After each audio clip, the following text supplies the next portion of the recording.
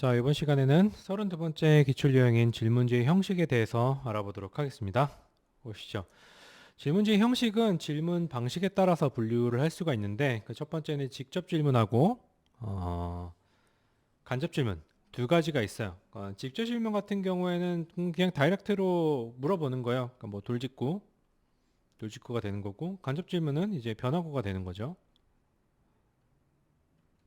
어, 그래서 직접 질문 응답자의 정보, 태도, 생각 등을 단도직입적으로 물어보는 거고, 약간 깜빡이 없이 들어오는 느낌? 뭐 이런 느낌이고, 깜빡이 없이 그냥 다이렉트하게 들어오는 거죠. 단순 정보의 경우 굉장히 효과적이에요. 심적 저항이 있는 질문의 경우 정확한 응답을 수집할 수가 없는 단점이 있고, 직접 질문 유형으로 이제 뭐 컨틴전시 법이 있는데, 컨틴전시 법이라고 하는 게 그러니까 이게 기출에 한 번인가 두 번밖에 안 나왔어요. 근데 어, 좀 혹시라도 그 뭔가 또 나올까봐 집어넣습니다. 필터링을 통해 조건을 만족한 응답자만 응답할 수 있는 구성 질문인데, 아니 뭐 그걸 이걸까지 막 다 용어로 만들어갖고 이렇게 하는지 난 도대체 이해를 할 수가 없어요. 보면서.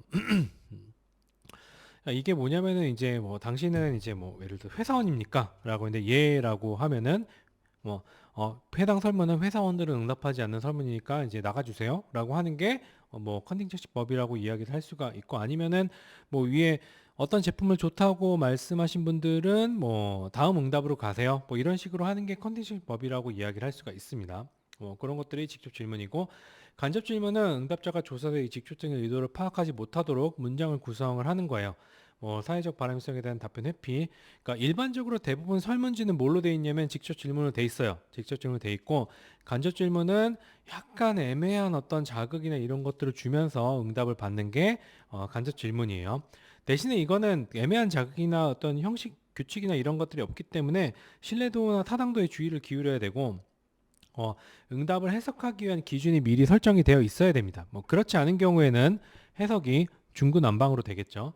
보통 이제 투사법, 정보관사법, 단어영사법, 오류선택법, 토의완성법 이런 것들이 있는데, 투사법 같은 경우에 이제 그림 이렇게 주고 이제 판단하게 하는 거. 정보관원법은 이런 정보를 알고 있는지 없는지를 갖다가 이제 대략적으로 물어보는 그런 방법들이에요. 그래서 자세하게 간접 질문의 종류를 자세하게 보면은, 투사법은 인간의 의식적으로 지각하지 못한 태도, 가치, 동기, 정서 등을 조사하기 위해 사용되는 방법이고, 일반적으로 심리학에서 사용하는 검사 중에 로샤 검사라든지 CAT 뭐 이런 것들이 TAT 이런 게 이제 투사법에 해당하는 거죠. 그림 주고 이거에 대해서 뭐가 보여요? 뭐 이렇게 하거나 아니면 이제 어떤 식으로 생각하세요? 이렇게 물어보는 거죠. 정보고사법 같은 경우에는 응답자가 알고 있는 정보의 양과 수준의 지식의 총량을 조사를 하는 거예요. 그러니까 뭐 이거에 대해서 알고 있는 거에 대해서 다 말해주세요라고 하는데, 실제로 평가되는 거는 이제 다른 것들을 이제 보게 되는 거죠. 그래서 얼마나 알고 있는지, 어떤 내용들이 있는지를 갖다가 파악하는 거고, 단위 연산법은 어떤 단어나 연상 이거 준 다음에 그 제시하고 연상되는 단어를 말하게 하는 방법이에요. 그러니까 이 실제로 평가되는 거는 이 사람이 응답한 모든 게 평가가 되긴 하지만, 뭐 실제로 반응 속도라든지 몇 개나 말했는지 이런 것들도 뭐 분석 자료에 포함이 되는 게 단어 연산법이라고 이야기할 수 있습니다. 오류 선택법 같은 경우에는 오답을 보기로 제시하여 응답자의 태도, 가치 등의 경향성을 조사하는 방법이에요. 오답 중에 뭘 선택했냐에 따라서 그 사람의 성향을 간접적으로 측정하는 방식이라고 이야기를 할 수가 있습니다. 토의 완성법은 미완성인 문장을 응답자가 완성하는 방법이에요. 보통 심리학에서는 문장 완성 검사 같은 것들을 이제 사용을 하죠. 나는 점점점 이런 식으로 되는 거. 그때 완성된 문장을 통해서 응답자가 대상에 가지는 태도, 가치, 의미 같은 것들을 확인하는 거고, 어떻게 보면 이제 그 직접 그 질문 같은 경우에는 우리가 수량화해서 파악할 수 있긴 하지만, 간접 질문 같은 경우에는 수량화 가능한 것도 있긴 하지만, 물론 평가 기준이 있어야 돼요. 대부분 어떤 질적인 평가 같은 것들이 이루어지는 방식입니다. 자, 문항 구조에 따른 분류를 보면 이제 개방형 질문이 있어요. 이건 오픈 퀘스천이라고 이야기를 하죠. 주관식, 서술식으로 자유롭게 응답할 수 있게 만든 질문을 개방형 질문이라고 이야기를 합니다. 구체적인 정보를 수집하기 위한 예비조사나 탐색적 조사에 주로 이용을 하고, 그러니까 이거는 이제 연구자가 그 내용에 대해서 잘 모를 때 그냥 한번 사람들이 얼마나 알고 있나 이런 것들을 알기 위해서 개방 질문을 사용을 하게 됩니다. 뭐 꼰대에 대해서 어떻게 생각하세요? 나도 잘 모르니까. 그러니까 정의를 하는 게 물론 알고 있죠. 꼰대는 어떤 사람이다라는 걸 알고 있는데 그건 내가 알고 있는 거고 다른 사람들은 어떻게 인식을 하고 있는지에 대해서 알아보기 위해서 오픈 퀘스천을 하게 되는 겁니다. 그래서 질적 자료들이 대부분이기 때문에 통계적인 분석이 불가능해요. 일단은 불가능하다고 이제 알아두세요. 자, 조사자가 기대하지 않는 응답을 통해 새로운 정보 같은 것도 얻을 수가 있어요. 응답을 해석하는 데 있어 조사자의 편향이, 왜냐면 질적 분석이기 때문에 조사자의 편향이 반영될 수가 있습니다. 그리고 응답자의 언어적 능력에 따라서 응답의 질이 달라져요. 그러니까 뭔가 언어적인 능력이 굉장히 화려하고 문장을 잘 구사할 수 있는 사람들 같은 경우는 어때요? 그리고 해당하는 정보에 대해 굉장히 잘 알고 있으면은 그 오픈 퀘스천에 대해서 굉장히 응답을 잘 할 수 있어요. 이렇게 생각하면 돼요.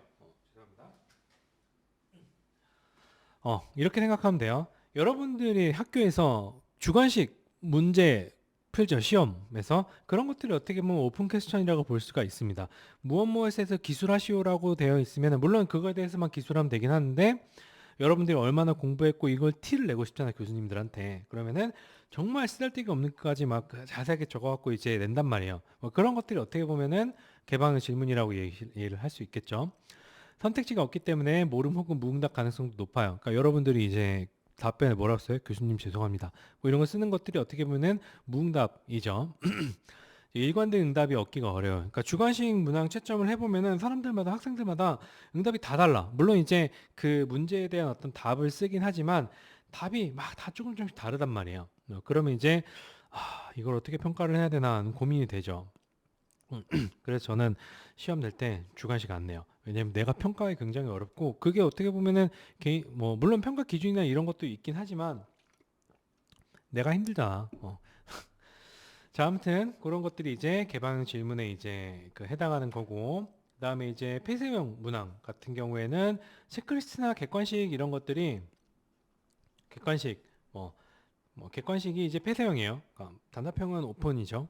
보기가 없으니까 보기가 있는 것들이 어떻게 보면 폐쇄형이라고 이야기 예 아니요 뭐 이런 것들이 이제 폐쇄형 질문이라고 이야기를 할 수가 있습니다.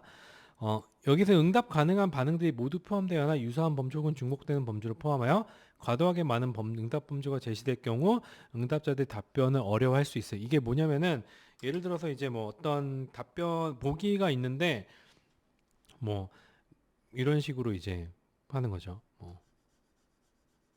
다음의 색깔은 무슨 색입니까? 라고 하는데 1번 파란색, 2번 빨간색, 3번 노란색, 4번 노르스름으로한 색, 뭐 5번 누런색, 뭐 이런 식으로 비슷한 것들까지 뭐 다 포함하면은 이제 응답자가 사람들마다 이게 노란색이야, 노르스름한 색이야, 아니면 누런색이야. 그러니까 각자마다 보는 것마다 조금 다를 수가 있겠죠. 그러지 말라는 겁니다. 응답 답변하기 어려우니까.